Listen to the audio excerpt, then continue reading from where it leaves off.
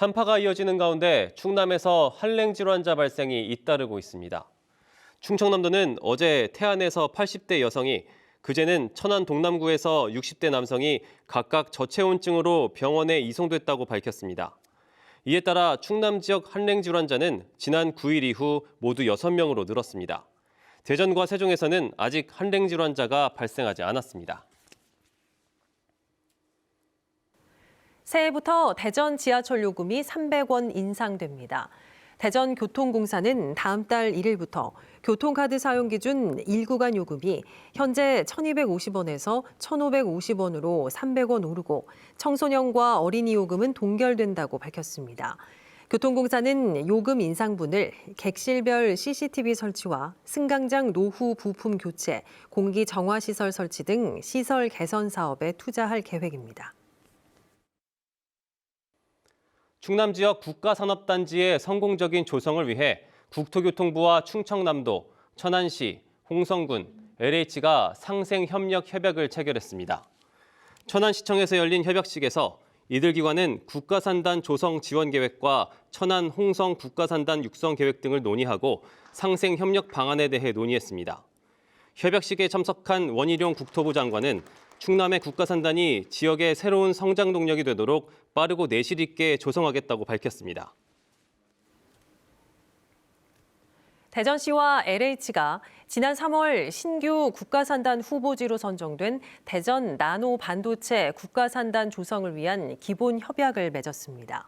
협약에 따라 대전시는 입주기업 유치와 행정 지원을 담당하고 LH는 대전도시공사와 함께 내년 상반기 예비 타당성 조사 등의 행정 절차와 이후 조성 공사를 맡게 됩니다.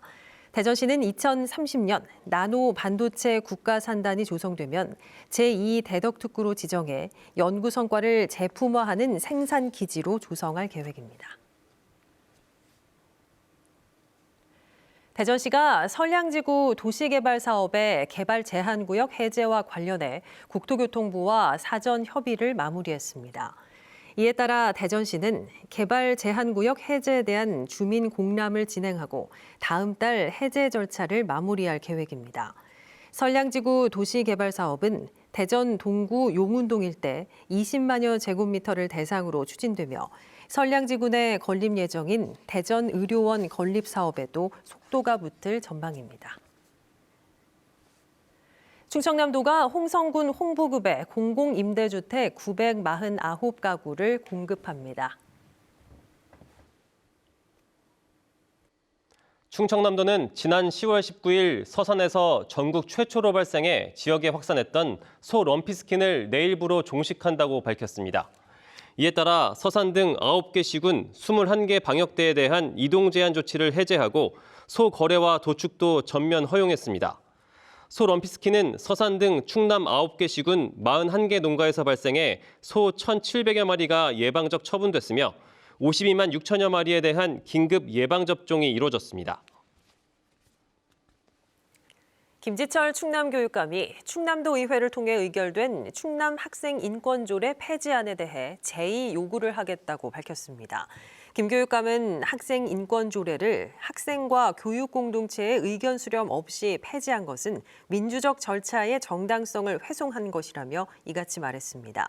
특히 학생 인권조례가 교권 침해 주요 원인이라고 단정짓는 일은 앞뒤가 맞지 않는다며 충남도 의회를 비판했습니다. 보령시 남포면에 3년째 익명의 기부가 이어지고 있습니다. 보령시에 따르면 어젯밤 10시쯤 보령시 남포면 행정복지센터에 삼남매 아기 천사라고 밝힌 이들이 라면 50상자와 양말 100켤레, 10만 3천 원이 든 돼지 저금통 3개와 작년보다 용돈을 적게 모아 부끄럽다는 내용의 손편지를 전달했습니다.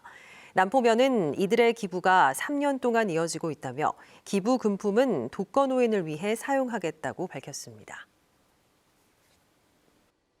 세종시가 교육 실습 플랫폼 기업인 앨리스그룹 등 차세대 첨단 기술을 보유한 6개 기업과 시 출범 이후 최대 규모인 1,350억 원대의 투자 협약을 체결했습니다. 이들 기업은 2026년까지 세종시 지편동 세종테크밸리에 사옥과 연구 제조 시설을 신축할 예정입니다. 세종시는 이번 협약으로 신규 일자리 400여 개가 생길 것으로 기대하고 있습니다. 대전 엑스포 시민광장의 야외 스케이트장이 오는 22일 개장합니다. 야외 스케이트장에는 쇼트트랙 국제규격의 아이스링크와 아이스 튜브 슬라이드, 에어바운스 등이 설치되고 버스킹 공연과 DJ 박스 등 부대 행사가 상시 진행될 예정입니다. KBS 대전방송총국이 공익사업의 하나로 추진하고 있는 수요 노래교실이 추운 날씨에도 호응을 얻고 있습니다. 오늘 KBS 대전 공개홀에서 열린 수요 노래교실에서는 안유정 강사의 강습에 이어 인기 가수를 초청해 색다른 송년 무대를 선보였습니다. 수요 노래교실은 내년에도 이어질 예정으로 매주 수요일 오후 2시 선착순 450명까지 무료로 입장할 수 있습니다. 서산의 시내버스 운행 중단이 일주일째를 맞은 가운데 서산시가 버스 업체와 운행 정상화를 위한 협의에 나섰습니다. 서산시는 어제 서령버스와 운행 재개 협상을 벌인 데 이어 회계자료 공개와 경영 개선 대책 등 버스업체 측에 요구할 세부 내용을 검토 중이라고 밝혔습니다. 서산 지역 유일한 시내버스 업체인 서령버스는 적자 운영 등을 이유로 지난 14일부터 운행을 중단해 현재 서산시가 대체 버스 등을 투입하고 있습니다. 대전시가 올해 지역화폐 예산으로 배정된 국비 83억 원 가운데 60억 원을 반납하기로 한 것을 두고 더불어민주당 대전시당이 대전시가 지역화폐를 고사시키기 위해 민생을 외면했다고 비판했습니다. 민주당은 대전시가 지역화폐로 저소득층 30만 명을 집중 지원하겠다고 했지만 국비와 대전시 자체 예산을 합친 지역화폐 예산 290억 원 가운데 집행된 금액은 70억 원에 불과하다며 이미 지원된 국비를 반납하는 건 이장우 시장의 직무유기라고 말했습니다. 대전시가 대전관광공사와 대전문화재단, 대전사랑시민협의회와 업무협약을 맺고 내년부터 영시축제를 공동 주관하기로 했습니다.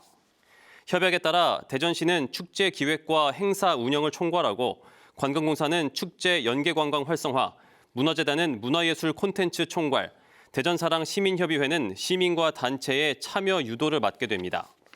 영시축제는 내년 8월 9일부터 9일 동안 중앙로 일대에서 열릴 예정입니다. 대전 유성구가 새해부터 마을버스 성인요금을 250원 인상합니다. 유성구의 마을버스 요금 인상은 2015년 이후 처음으로 기존 1,100원이었던 성인 일반 요금이 1,350원으로 인상됩니다. 청소년과 어린이 요금은 동결됐습니다. 대전에서 발생한 전세 사기 피해자 대부분이 20, 30대로 나타났습니다. 대전시는 시에 접수된 전세 사기 피해자는 모두 1,300여 명으로 86%인 1,100여 명이 20대와 30대로 집계됐다고 밝혔습니다. 피해 금액은 1,500억 원에 달했고 다가구 주택 거주자가 1,200여 명으로 대부분을 차지했습니다. 한국부동산원은 대전 아파트값이 지난주 대비 하락 전환했다고 밝혔습니다. 하락폭은 0.03%입니다. 또 세종 아파트는 0.03% 떨어져 5주 연속 하락세를 이어갔습니다. 충남은 지난주 하락에서 보합을 기록했습니다. 대전 지역 전세 가격은 빌라 전세 사기 여파로 아파트로 갈아타려는 수요가 늘면서 이번 주에도 0.14% 상승했습니다. 충청남도가 선정하는 일시군 일품축제에서 논산 딸기축제가 1위에 올라 내년 축제 준비에 도비 3억 원을 지원받게 됐습니다. 논산시는 충청남도 축제육성위원회의 평가에서 논산 딸기축제 계획의 적정성과 콘텐츠 경쟁력, 지속 가능성 등이 인정받았다고 밝혔습니다. 논산시는 2027년 세계 딸기 엑스포를 추진하기로 하고 전략 기반을 마련하고 있습니다.